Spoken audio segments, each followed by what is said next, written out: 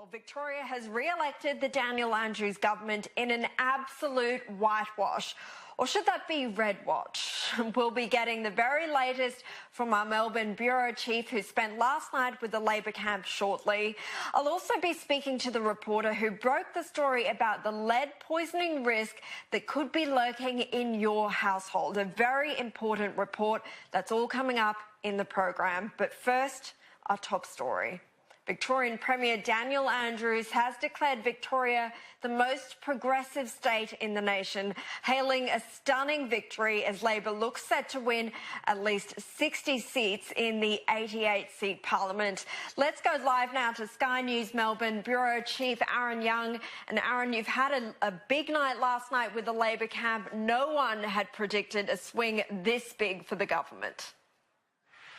That's right, Caro, and certainly a head nowhere near as sore as many of those Labor supporters who were working tirelessly, of course, over the past few weeks, but last night absolutely celebrating what was a triumphant, unbelievable victory here in Victoria. In fact, you have to go back to 2002 when Steve Bracks defeated Robert Doyle, as I say, back in 2002, had more than 60 seats. Last night we stood and watched as the seats count just continued.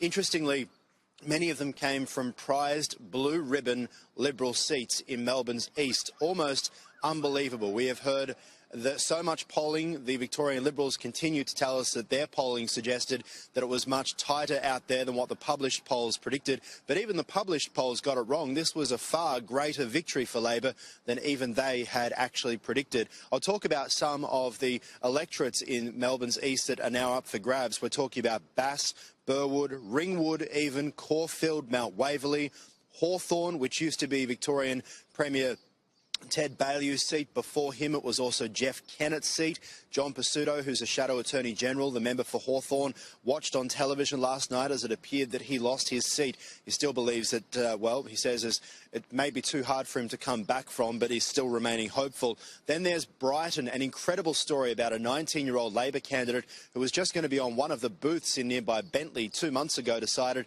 he'd actually put his hand up to be the Labor candidate, thinking not a chance. Well, Prue and True to Brighton, as we like to say, will be pretty frustrated this morning, Caroline, because it does seem that it will go Labor's way, almost unheard of. Then there's Sandringham as well. Box Hill too. One Labor member came up to me last night, grabbed onto my arm and said, well, I've lived in Ringwood my entire life. I never thought it would become a Liberal seat, a Labor seat, and in fact, that's what it does look like. As you mentioned, the Victorian Premier Daniel Andrews, well, when he took the stage last night, this is what he had to say. Friends, we are the most progressive government in the nation.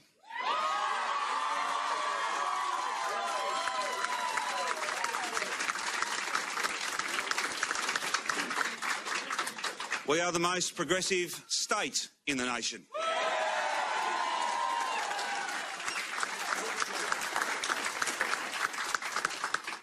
We live our values, we keep our promises, and we get things done. Now to the other side, as they often say, winners have parties and losers have meetings. We can tell you that right through last night there were a lot of very loud meetings, at times shouty meetings that were happening over at the Liberal Party event on the other side of Melbourne. Very interesting indeed, of course, because we know that since that last election result where they lost back in 2014 and were destined to become a one-term government, there were a lot of critics within the Victorian opposition questioning whether the Liberals had actually learnt their lessons and sorted out the muck. Well, it seems that the long knives are out at the moment. Last night, former Premier Jeff Kennett called on Michael Kroger, the Liberal Party president, to resign by midnight. Michael Kroger on Sky News said that won't be happening, but who knows what happens, of course, at the next big meeting for the Liberal Party in coming March. There's been a lot of concern about the ongoing feud with the Cormack Foundation, who had about $70 million. In the end, the Liberals were only able to get a couple of $1 million for campaigning purposes out of that. So a lot of questions about exactly what has happened there. There had been some belief, Caroline, that Matthew Guy would resign last night when he conceded defeat. That hasn't happened. He said that he believes the party does need to remain unified. Other members of the party want to see big change. My phone's been inundated all night with frustrated Liberal supporters saying, we knew this would happen, we've seen this happen, we can't believe this has happened. Yesterday, when I went to a number of the booths, I would speak to the Liberal candidates off the record and they'd say, we don't even want to talk about it today. Tomorrow will be a different story. So it does sound like there is a lot of frustration amongst Victorian Liberals. Let's have a look at their history. For the past 15 of 19 years, Labor has been in power in Victoria. What's going wrong with the Victorian Liberal Party? That's been the question they've said. The one time they were in government, well, back in 2010 when Ted Baillieu won, he won by one seat. It took a long time to count that seat of Bentley. In the end, it came down to just a couple of hundred votes. That put the government in. They then changed leader from Ted Baillieu to Dennis Napthine. Then Jeff Shaw, the independent rogue from Frankston, helped to bring down the government.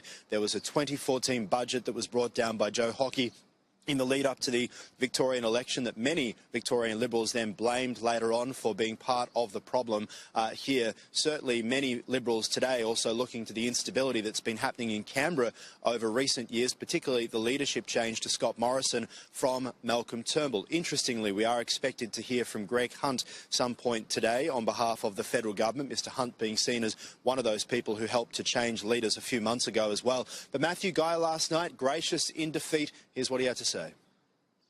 Ladies and gentlemen, tonight is clearly not our night. For all those people who have voted for us around the state, I say thank you very much. Thank you for keeping the faith. Every day in opposition is a day closer to government. And while tonight is not our night, we know that, we acknowledge that, we accept that, our time in the sun will come again.